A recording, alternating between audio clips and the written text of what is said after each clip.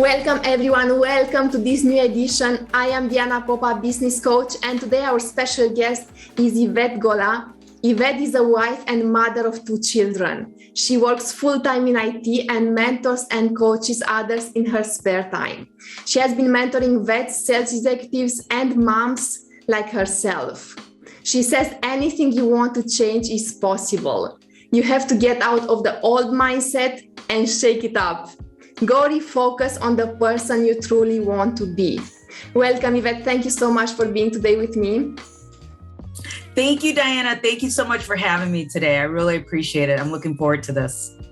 I am honored. And I would like to jump straight into our first question about your story and how you started to coach others and how do you manage your time between IT and coaching other people? Okay, perfect. So my story, it's kind of funny, Diana. It's, being a mom, I've been married for 18 years, have 2 lovely children, Travis and Gabby, they're 11 and 15. And, it's always interesting having a teenager and almost a teenager. But, I started, going through life just recently, I want to say in the last 2 or 3 years, Diana, where I was just terribly unhappy. And I couldn't understand why. I started questioning if I was depressed or, what was wrong. I have a healthy family. I'm healthy. I have a good job. I live in a home. What could I be so sad about? Like, why could I be feeling like this? And, the more I started to look into me and realize, what was going on, I started realizing I was just letting myself down. It wasn't anybody else. It was just me and myself, me and the relationship I have with myself. So, I had to really kind of dig in and be honest and feel, what do I need to do, right? And then that's kind of where my journey started with this, looking into myself, reflecting and trying to figure out, what were the stories I was telling myself and why was I stuck in this negative mindset? Like I said, healthy children, house, everything I could possibly have. So I said, what do I need to do to make myself better? And I, started looking into some like Tony Robbins, some self-growth help books, things of that nature. And then I was looking online and I started with a vision board, Diana. So I don't know if you've ever done one of those. Have Absolutely, you ever? Yes. Yeah. So they're fun, right? And so Yes. I said, this was like a project 3 years ago with my immediate family, my 2 kids and my husband. They're funny because every time I come up with an idea, they're always say, oh no, here we go again. Here she goes again. But so I said, let's do a vision board. Let's, and this was the beginning of, the year. So it was like January 1st of 2019. And I said, let's create what we want for the year. Kind of like when you do your New Year's goals, Yes, right? Yes. And so I said, let's create this thing. And, the kids, they were doing their thing with, athletics and, things they wanted, good grades that year. My husband was doing his and I created mine, and mine had on their, weight. I wanted to kind of start looking into my health and trying to be better about that. And, how I was going to do that. So I had a picture of somebody like, lifting weights.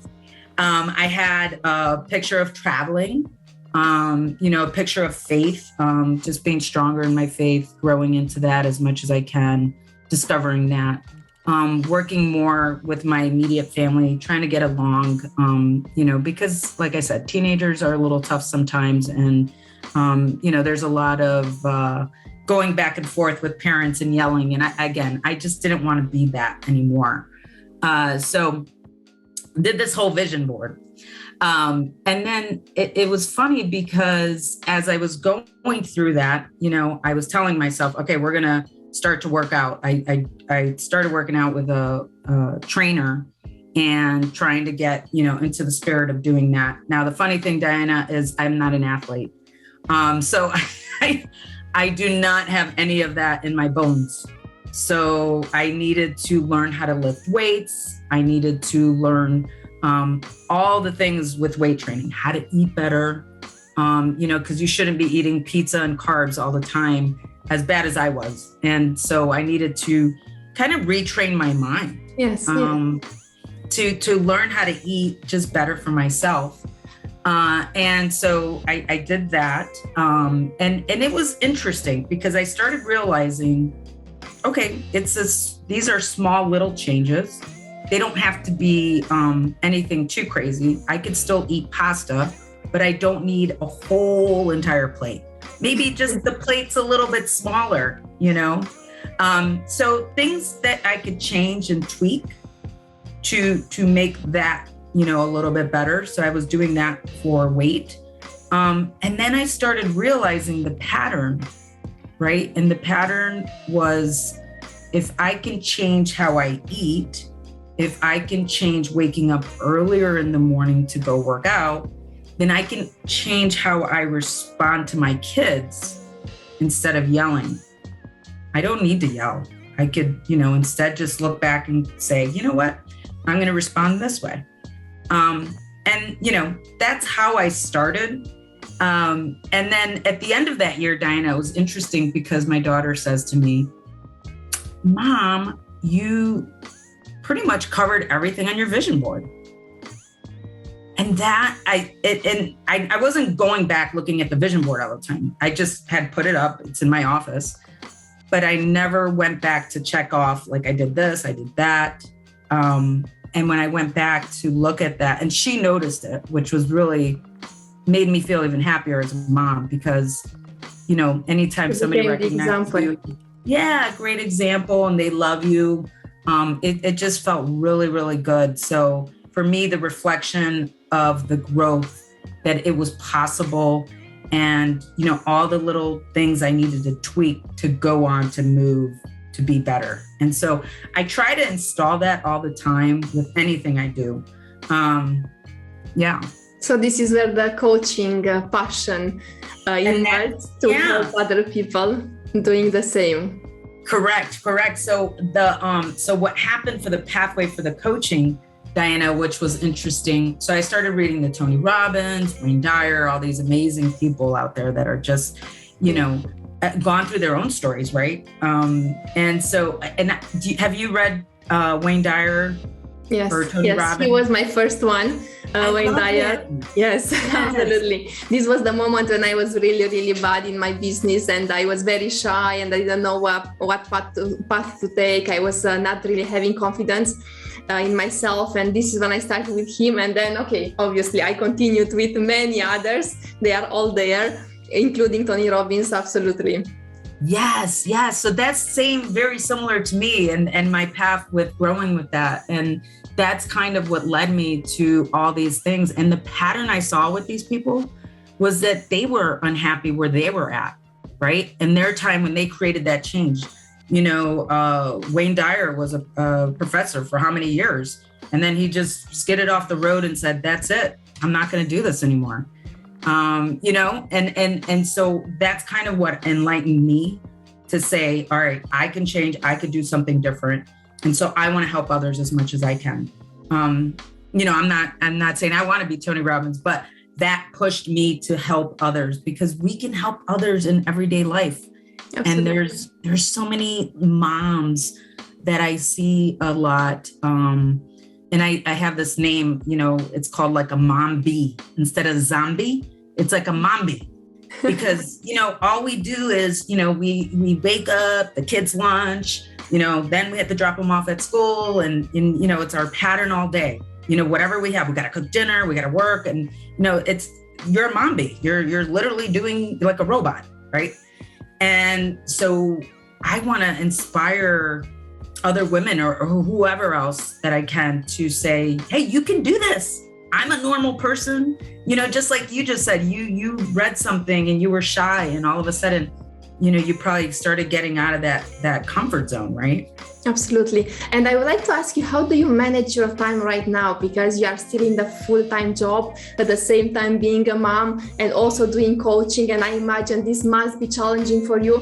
And for those who are in a similar situation, what would you advise them to do in order to keep and maintain this mindset that everything is possible and that at some point you are going to fully live with passion every single day? Yes.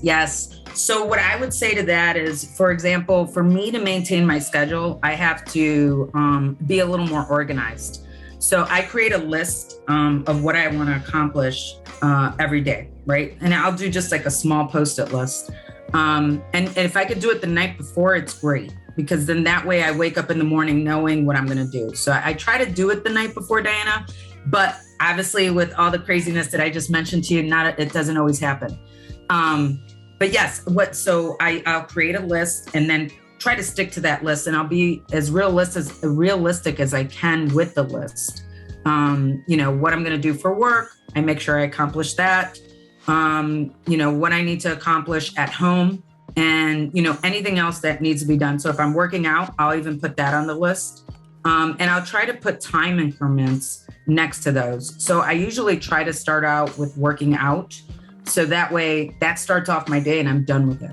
And there's something about, I don't know if you do this, Diana, but just crossing something off a list. Yes, absolutely. I have so many lists here, and generally I write on paper, and definitely this helps because this relieves. And this is actually an exercise I did recently in one of the seminars. They were telling us, first, prioritize which ones are really, really essential, because there are consequences if you don't do them.